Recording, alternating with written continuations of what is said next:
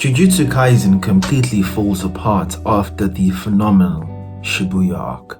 And no, it's not because the awesome Gojo Satoru was sealed, but it's because Gig Akutami seemingly completely abandoned the narrative plot of the entire show. Instead of it becoming deeper and more interesting as the narrative plot thickens, instead they more opted to make Jujutsu Kaisen to be completely a battle anime with a huge focus on the strategic combats we're used to and absolutely love. The problem is that the ultimate consequence and substance to the show is essentially lost because of this decision. Now, moving forward, there are obviously going to be a huge amount of manga spoilers in this video, so if you're an anime only, this is probably the time for you to go ahead and hop out. But for the people that are in the manga, let's get right into this video. I'm going to consider every single part of the show, beginning from the end of the Shibuya arc, all up to the subsequent end of the fight of Gojo versus Sukuna, the climax of the show.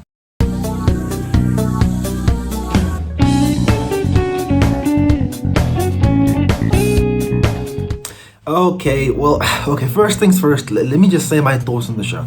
I thoroughly enjoyed Jujutsu Kaisen and I thought season 1 was particularly special considering how everything was executed. We're introduced to these cursed techniques and the cursed powers in a very cool way, and following the story of Yuji Itadori and Gojo Satoru, it was a really interesting story, and it was cool to realize that Sukuna was not going to be a Kurama clone. He definitely doesn't seem like the type of guy who has any propensity to change in any sort of way.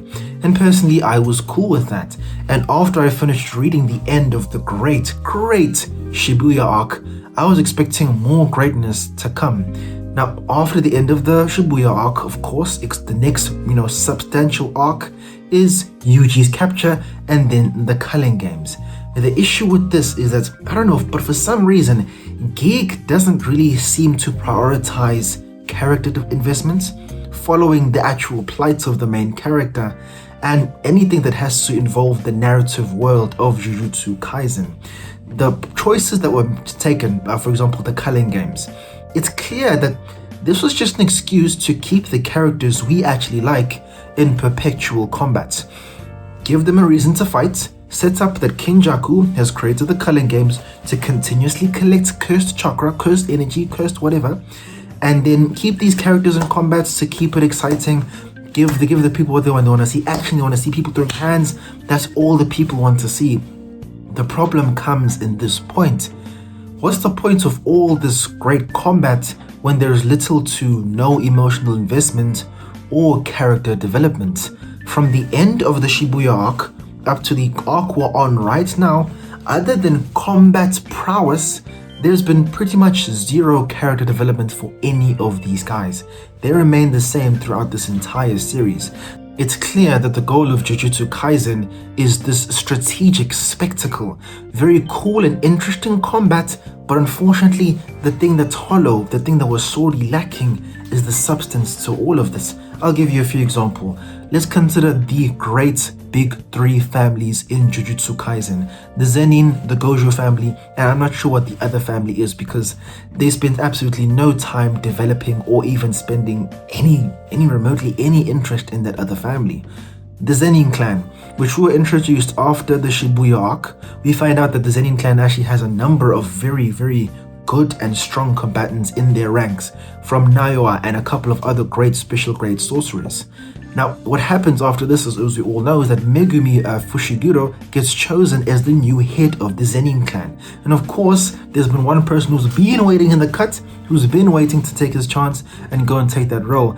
And now Fushiguro, because Gojo Satoru has been sealed or killed, which was one of the stipulations, Megumi is now top dog at that clan. The issue that I have with Gig in the way that this was handled, now the action and the way the massacre occurred was extremely cool, great scene. It was great to see Maki just completely stomp the entire clan. The issue is that instead of introducing some sort of interesting power dynamic or power struggle to try and secure that rank as top dog of the Zenin clan, instead the choice that was made was absolute and utter annihilation. That's what the Zenin clan massacre essentially is. It's a clear and distinct show of power to show that Maki is definitely on the level of Toji, who's an absolute boss, and is clearly going to be an important player in the coming battles. But that's the issue. We lost all the possible scenarios we could have had. I would have definitely preferred to see a Megumi fighting alongside his Zenin compatriots, or seeing maybe some of them would side with Kenjaku, or some of them would side with Sukuna, or some of them would actually stay loyal to Fushiguro. A huge amount of opportunity was completely lost, and this is the same for every single clan in all of Jujutsu Kaisen. None of them got ample development. We don't know anything about them really, and the only Gojo clan member that we know of is Gojo Satoru. And I understand that a clan is full of the people that are part of the clan, but we could have at least seen maybe some people who care for the leader, because he's a noble lord. He's in charge of a very important family in the Jujutsu world. Does he have someone like an Alfred or something of that sort? A huge amount of opportunity was completely wasted for something that I would argue is honestly not that interesting or important. The current arc that we are in, the Culling games, or whatever, the final climax, Gojo or the sorcerers versus Sukuna and Kenjaku. The thing is, from a narrative perspective, this arc we're in is actually quite weak. It's about who's going to win, and if they lose, the world is obviously going to be destroyed and it's going to be the age of the curses. But from a narrative perspective, nothing much has been really done. The only thing that has happened, and I mean in this way big time, is the Culling game and the huge veil that has been cast all over Japan. But the thing is, all that is in terms of substance is just intricacies and strategy. That's really all there is to it. There's nothing particularly interesting from a plot way. I'll say this is the same for Kenjaku himself or herself or whatever entity he or she originally was. Kenjaku was a very pivotal plot device for Jujutsu Kaisen, but in terms of a character, he definitely leaves a lot to be desired. He's not particularly interesting.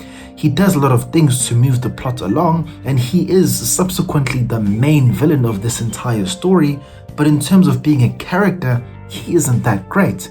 Even Sukuna himself, who is, I guess you could consider the main villain, but he's not the orchestrator like Kenjaku, he is actually a very interesting character, but we don't see Sukuna enough for me to say, what a great character. He completely knocks it out of the park.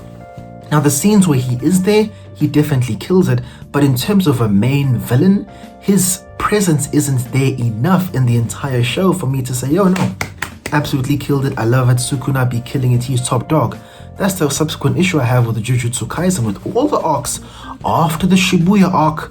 Like, if a character dies, I'm like, okay, well, I guess it's kind of sad, but there hasn't been enough narrative development for every single character. And this is even the same for the main character himself, Yuji Itadori. He's barely in the show. He's been completely sidelined. And the thing is, I'm not somebody who only cares about the main character getting a shine. There are plenty of shows who do that in a huge level. Naruto, Dragon Ball Z, Attack on Titan, the main character gets a huge amount of screen time. And there are plenty of shows that have shown that you can have an absolutely phenomenal show without necessarily focusing too much on the main character. For example, Game of Thrones. The main character of that show is clearly Jon Snow, but we love a fair amount of other characters much more than him. He's a great character, but you can see that a huge amount of focus is focused on the Lannisters and all these other characters. The same for Jujutsu Kaisen, but the issue is that the narrative substance isn't there. So when Yuji isn't the focus of the show, we feel a lot weaker and less interested from a narrative perspective. The fights are always good. The fights are always going to be good with this guy. But in terms of a narrative perspective, I'm like, okay. For example, let's go to the Yuta fight that was in the Culling games. He was fighting against two very, very powerful combatants, and we're able to finally see him use Rika at her full power. It was a very cool and strategic fight, but at the end of it all, it was meaningless to the overall story from a narrative perspective. He did get to the necessary points he needed and was able to protect some civilians, but from a narrative perspective, I was like, alright. He saved some people, but that's cool, I guess. And that's the issue I have essentially with the entire show post the Shibuya arc. We don't have characters who are well developed and we actually care about, like Junpei. not enough time is spent on characters we care about, like Gojo and Yuji, Tadori, and even Megumi in the beginning arcs that's covered in Season 1 and Season 2 of Jujutsu Kaisen. And that's the overall problem that I have with Jujutsu Kaisen throughout after the Shibuya arc. It's unfortunately quite disappointing after we get done with the main meal that happened down there in the Shibuya arc. Now the Gojo versus Sukuna fight is definitely very cool, but that's pretty much it. There isn't like, oh man, it's so deep. This is a culmination of all our emotions, all the things that have happened and transpired beforehand. It all ends up and ends in this final moment. That's what the impact the Naruto versus Sasuke fight had. Unfortunately, the Gojo versus Sukuna fight doesn't have that same effect. So guys, those are my thoughts on Jujutsu Kaisen and the way it's wrapped up all in all. Tell me your thoughts down there in the comments, and if you agree or disagree, let me know.